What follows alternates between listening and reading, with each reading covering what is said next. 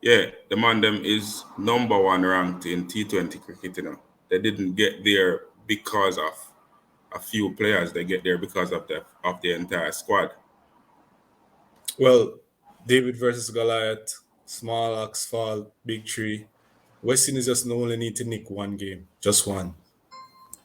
Welcome, Sports Nation, to Sports DTM, the sports channel where we call sports down the middle. You can expect the latest in sports news, views, and reviews from our resident analysts. No sports topic is too controversial, and no team or player is above criticism. So just smash that subscribe button and ring that notification bell to make sure you don't miss out on our balanced offering of riveting sports content. And don't forget to like, share, and leave a comment below. Welcome to Sports DTM. Greetings, Sports DTM fans, and welcome to another episode of Sports Down the Middle, your channel of undiluted sports content. Raymond and I are here to talk about the upcoming T20 series between the West Indies and England. Raymond, West Indies versus England is always an exciting matchup, and they will do battle again, this time in the West Indies in Barbados. And what's your thoughts on this upcoming series? Well, of course, we always like to see T20, the exciting format of the game. And West Indies tend to have a little better showing whenever they're involved in T20 games. They've won the tournament a couple times, and they have batsmen that are really just T20 stars. So you can expect, some fireworks possibly. If you guys remember, the World Cup West Indies was lowly ranked, but because of the explosiveness of West Indies batsmen, it was possible for them to actually win the tournament to surpass the expected high expectations of them. So yeah, and to play England now, I always expect West Indies to put the best foot forward. you, you're talking about some long time tournament, but I'm going to share with you head-to-head matches between England and the West Indies. They've played 19 matches between them. England won 8, West Indies 11. So West Indies have a slight advantage over England when it comes to T20 cricket, Raymond. And if we're to look at the last 5 games between the two teams, when England start to turn things around, England has won 4 of the last 5. And if we can recall a more recent tournament, England bowled the West Indies out for 55 runs, and a certain player who is not in the squad, Chris Gayle, top scoring with 13, 55 all out, and that was a dominating performance by England. So, based on head to head, West Indies have the slight advantage in terms of the overall, but in the last 5 games, England has certainly turned the tables on them. Yeah, West Indies, as I described earlier, West Indies had past success and glory against England, and we all remember Marlon Samuel's heroics. Those things add up to this gap of 11-8. Marlon Samuels versus Ben Stokes, classic, I tell you, classic. So those things add up this 11-8. But right now, West Indies in a rebuilding form. England clearly has turned the corner with a lot of things, and as you said, ranked number one. And so they have the beating of the West Indies at least in the last five games, and so they're on a little streak. But as I said, West Indies need to just nick one, and to bring the English back down to earth. Talking about bringing the English back down to earth, Raymond, in the last 3 matches between the teams, right? West Indies scores 55, 71, 45. The last 3 times West Indies play England.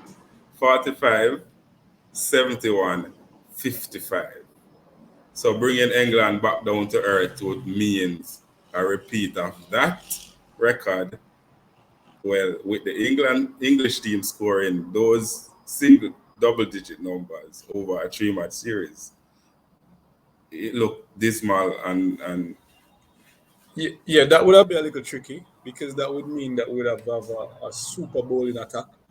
and put a lot of pressure on the English, and the English pretty much swing out and bat up and catch. Maybe we have spinners diversify bowlers and stuff like that to actually limit England. I'm not seeing that, so I will go for the latter of West Indies exploding to that 208 and beyond. That's what I will go for, and hopefully we get England falling short of that.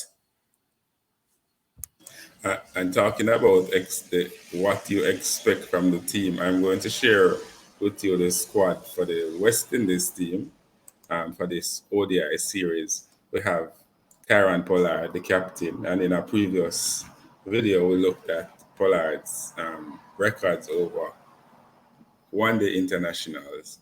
So Nicholas Pooran, who looked horrible against Ireland. Fabian Allen is back. Darren Bravo is back in the squad. And we're wondering if he will actually get a chance to play Chase, Cottrell, Drakes, Hope, Hussein, Older, King, Myers, Powell, Shepard, Smith, Walsh Jr. This is the squad that will play against England.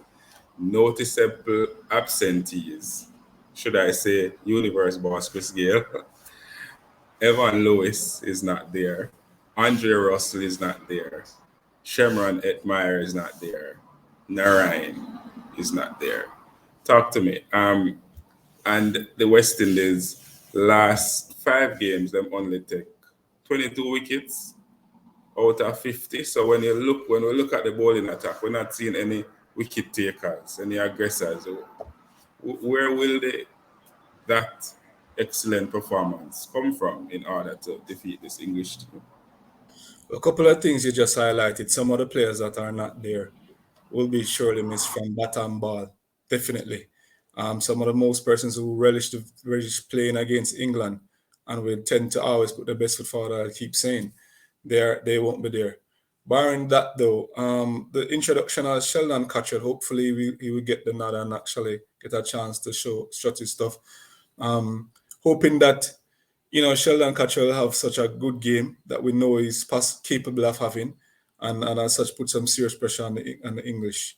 From a batting perspective, Fabian Allen, and not to mention he's a good all-rounder. Fabian Allen, who has been injured, and remember he was ranked, I think he's probably 3 years ranked in the top 10 at one point, and then he suffered injury, and now he's back. I'm hoping that he would be able to shake out some of the rust and actually, prove to be a brilliant addition to the team. So Fabian Allen, I'm expecting a lot of good things from him within the side. And looking at this team, and the majority of them went to Pakistan recently. In the last 5 games that the West Indies played, they have lost all 5, including the last 2 in the ICC T20 World Cup, where they lost to Australia and Sri Lanka badly. They also went down 3-0 to Pakistan without really competing that much in those 3 matches in Pakistan. A lot of what you would have called responsibility is on players like Myers, Pooran, Hope, Chase, and of course Pollard. But based on the last set of games, we've seen where they're not actually handle those responsibilities well.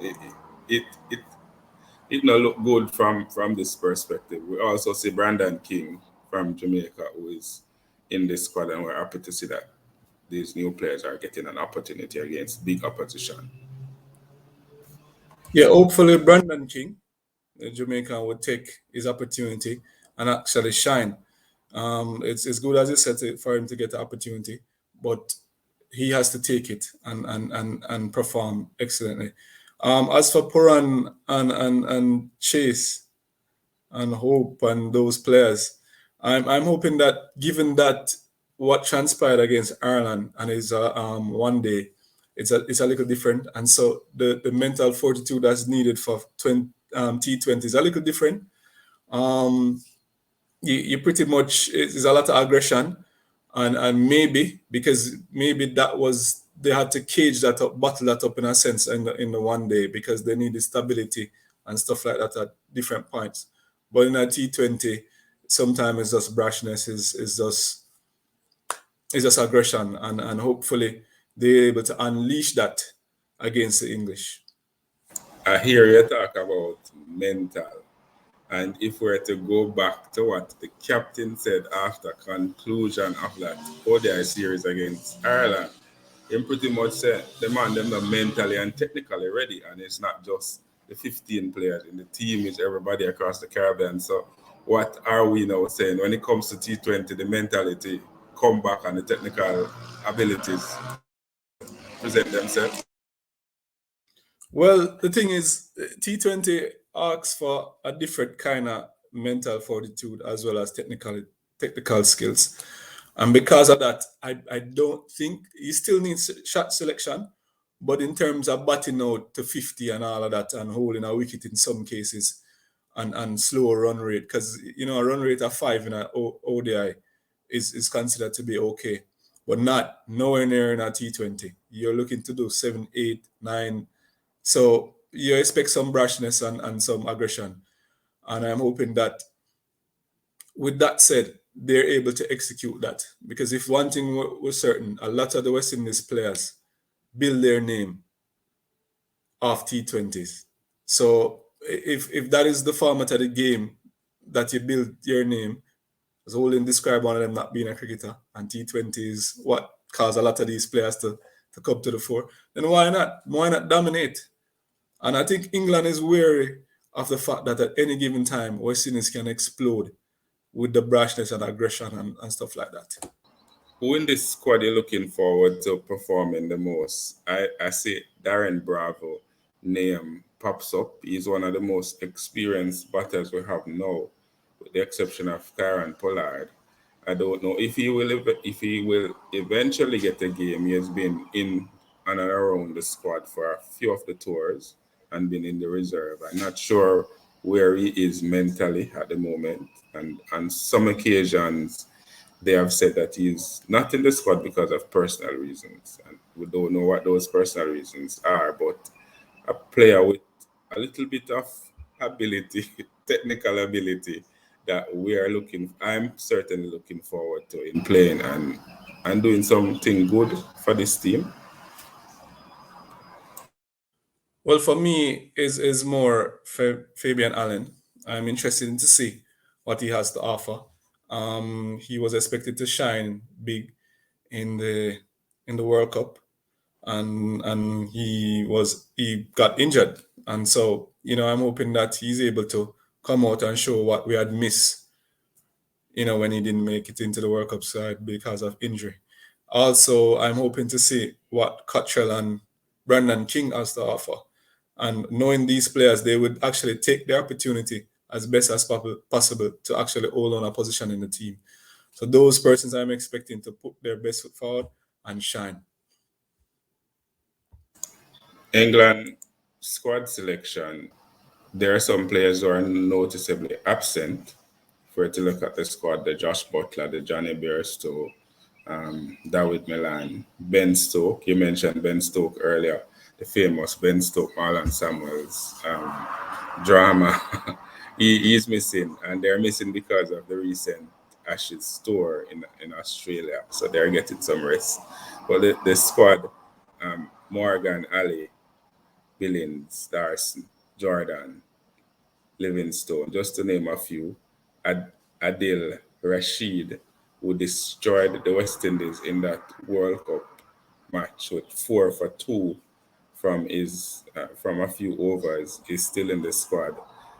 Moeen Ali, who also helped 2 for 17 in that match, where West Indies was bowled out for 55, is still there. And of course, the experience, Ian Morgan, and the Jason Roy, who is coming back from an injury. And interestingly, Roy scored 100 and something not out in the last warm-up game before this one in the Caribbean. So quickly, England squad. Yeah, I would like to say that since David, Milan, and Ben Stokes aren't there, it would have been a weaker side, but I'll be totally mistaken. They're number one. Regardless who's not there, all of these players are ranked highly. They're ranked in the top 20, a lot of these players. And so it's not going to be easy. It's going to be a hard task for West Indies. We see some of these batsmen, some of these bowlers, really, really impressive. Any given day, especially on farm, we just can imagine it. West Indies could easily well hit one of their low targets again, scoring below 100 against a side like this. I'm hoping that Rashid finds it a little tricky to bowl on the pitch in the West Indies. It's not. So it's not. I'm hoping that it's not like what when he's playing in the World Cup, getting all these spin and stuff like that. I hope it's a little tricky for him, and it being a little tricky for him, then we're hoping that we'll be able to bat him all over the park, and the captain will relieve him of some of the bowling and give some of the medium pace and other persons a chance, which we tend to do better against, hopefully. So yeah, but it's a hard task. England, I mean, business, they're ranked number one for a reason. The matches will be played in Barbados, and Barbados is typically a small ground. So in terms of the West Indies power hitters, they might be able to clear the boundary a little bit more. And the English fast bowlers might also have an opportunity, I suppose, depending on what time they bowl. The matches will start in the afternoon, of course, so about 4 o'clock Barbados time will be the match. What strategy do the West Indies or England need to employ in order to get a victory? We know that West Indies love power hitting. We have heard the captain, the coach, everybody around the team on a few occasions. So we're going to run more, we're going to feel better, but we don't see that happen. So what do you think they need to do? Who needs to bat first? What are your thoughts? Hey, if West Indies want to win, they should always, if they win the toss, they should always elect to chase. It's a little easier. It's easier mentally to chase as opposed to put up a score. Understand? We'll get a longer match to watch. Pretty much. So it's a little easier that way. The biggest issue is I couldn't say to England it's best if they chase or put up score, because it doesn't matter. England have the mental fortitude and the team to actually do both against West Indies. So I can't even say which one suits England the best. So fans out there, England versus the West Indies in the Caribbean, another exciting T20 series for both teams. Who you think are going? They will be playing 5 matches over January 22nd to the 30th. And we'd love to hear from you. What's your thoughts on the squad selection? Who you think should bat first? What strategy West Indies need to employ in order to win the match and to win the series? This has been another episode of Sports Down the Middle. Always remember to like and to subscribe and to tell a friend, to tell a friend, to tell a friend, to tell all of them friends to come and join the Sports DTM family. Raymond and I signing out. Be blessed.